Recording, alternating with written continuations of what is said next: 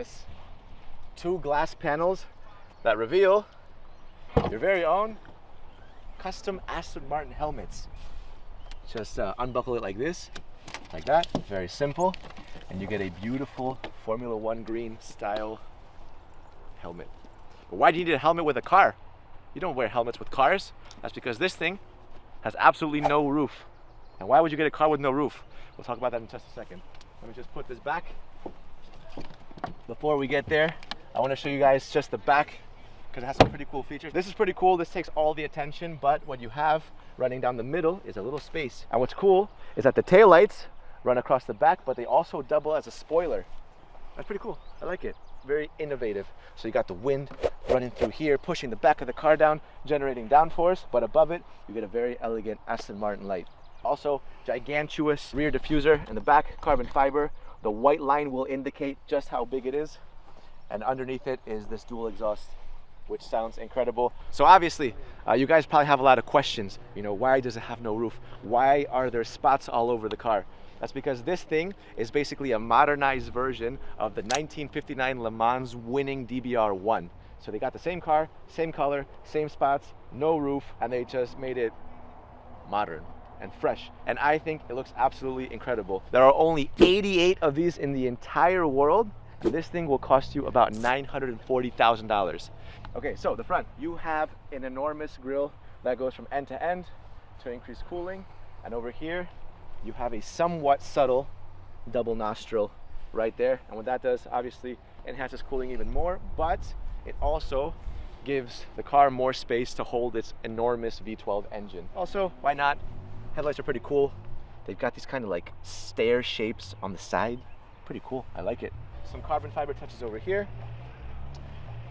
You can actually attach something on here. You see there's these little screws. You can actually attach something to help deviate the wind when you're driving. Like the Ferrari Monza SP2 that I drove had a virtual windshield, which did absolutely nothing. Did nothing. When I drove that thing, all the wind got in my face. I don't know about that virtual windshield, man. I have a lot of air in my face. All right, let's go inside. So, first thing you'll see, you have a huge spine going down the middle. That's basically there, first of all, because it looks sick, but also it holds your rear view mirror because you have no roof, you have nowhere to put it. It's pretty handy to have that there. And obviously, it's not completely sealed off. You can still hold hands with your loved one or whoever else. Important. Underneath, very, very important.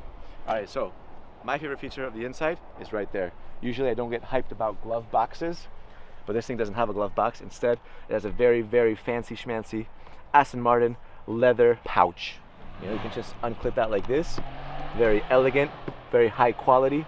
Unstrap it, and that's where you can hold, I don't know, your APs, your Rolexes, your bundles of cash, probably. A lot of you guys are probably wondering, okay, a car with no roof sounds like a terrible idea. What if it rains? What if it snows? What if there's a sandstorm? What if there's a tsunami? Well, these seats are actually completely weather resistant. So you have these carbon fiber bucket seats, but on top of them, you have these little luxurious cushions, but all of this is weatherproof. No matter what happens, no problem at all. This will handle it. Don't take my word for it, but it should handle most of it, right? Hop inside like that. All right, let's talk about some of the details. So, more leather, pays tribute to the original car back in the days. And this right here, you have another nice little strap. You pull that up, and you have a compartment. Not enormous, but it's enough to maybe charge your phone, put more bundles of cash, whatever else you got in there, it'll fit. Nothing too complex. You have this carbon fiber kind of casing. You have your display right there. You have your drive, park, reverse, neutral, etc. Very strange, but you have a very prominent mirror adjuster here. That's actually where that is. Your side view mirrors and your rear view mirror. Also, one nice little touch. I'm going to pull this in with my fancy leather straps, but you also get the very fancy leather door opener to open it back up. Okay, start stop right here. Engine on. I'm going to press that down. All right, wait, where are you going? Where are you going? On the steering wheel, you can adjust a bunch of stuff, but this is the button we want to press. The S, we'll put that into Sport, and then into Sport Plus. All right, so this thing has a 5.2 liter twin turbo V12 that produces 700 horsepower. And the best part is, I am going to get to ride along for the Goodwood hill climb. And we're going to do some burnouts, apparently. But anyways, let's press the Sport Plus. Let's rev it a few times and see what it sounds like.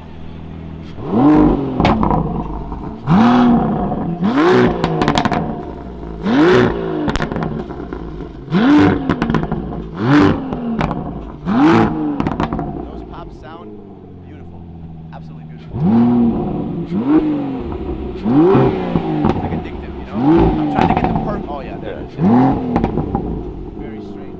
The car sounds absolutely incredible, but yeah, I think it's time to go on the hill climb and experience it actually moving. They don't trust me yet with it, but I will be able to drive it in the future. I promise.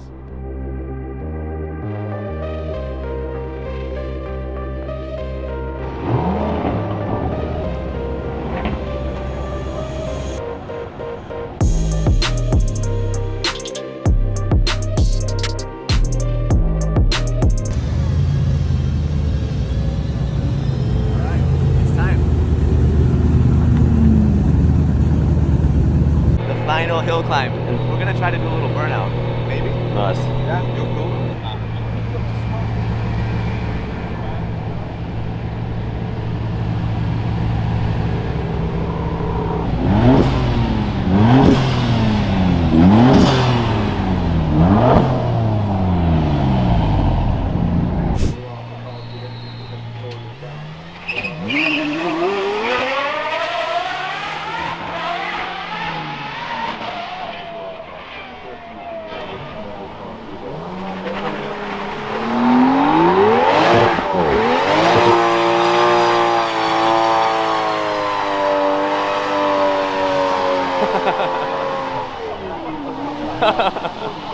That the current V12 will be their very last V12 engine car, and it may well be the end of the road for the V8, and that's going to be a real shame in terms of fans that like their cars to make a noise, in terms of owners that like their cars to make a noise. I went down to Le Mans a couple of weeks ago in a DBX 707, which has got all the comfort you'd expect from an SUV.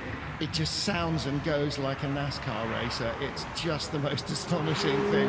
More than 700 horsepower.